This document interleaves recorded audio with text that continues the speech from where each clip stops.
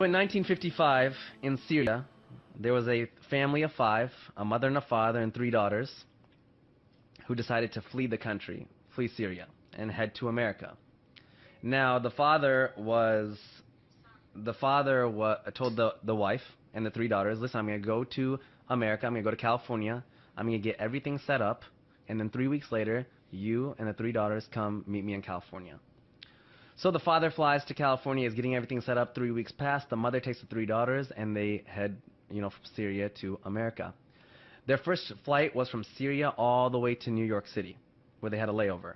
Now, when they landed in New York City, the customs said, hey, you guys are here new to America. You need to take all your hijabs off for the green card photo so that you guys can, stay in America. So the mother, being by herself, not really knowing the English language, is nervous and scared. She said, okay, she took the hijab off and took the photo, put it back on. Next oldest daughter did, second oldest daughter did. The third daughter, a 13-year-old girl named Atik, said when it was her turn, hijab is part of my faith, and I don't want to take it off for this photo. And the security, they kind of went back and forth with her, and they said, well, listen, little girl, we'll send you back to Syria if you don't take your hijab off for this photo. And she said, I would rather go back to Syria, and this is a young 13-year-old girl who flew all the way from Syria to New York, in a foreign country. They're in a foreign country, she should be scared, she doesn't know what's going on. She said, I would rather go back to Syria than stay in this country if you guys are going to take my religious, rights away. Security came, management came, they put her in a back room, they made each older sister go to her separately and talk to her. They had the mother go talk to her. Then the 13-year-old girl said, I don't care who you bring back here.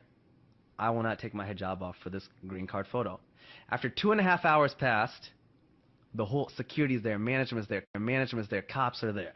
They finally said, hey, little girl, you can keep your hijab on, you can take the photo. And I have the photo. It's a beautiful photo. It's a black and white photo. What year is this again? What was this? What 1955. Year? Wow. Now, the mom is super upset at this time because she's nervous. She's missing her husband. Syria to New York is not an easy flight. And she's like, you're so stubborn. Why don't you just listen to me? So they grab their suitcases, and she's like pissed off at her daughter. And they run to their next gate. They miss their flight. So now this family who spent all their money, they're like, Syrian refugees, they're now like even more scared and even more worried. And the mom's like, now what do we do?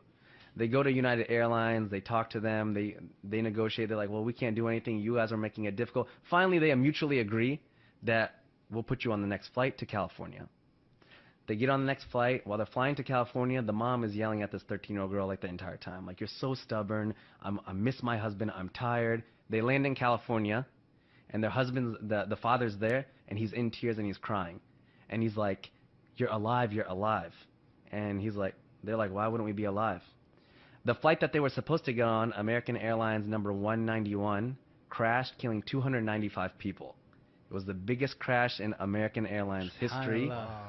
And the young girl, 13-year-old Hala, looks up at her whole family and says, hijab saved our life.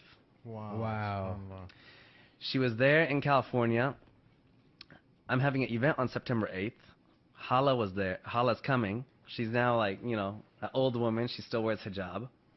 I put this on my platform, Muslims of the World, about 1.5 years ago.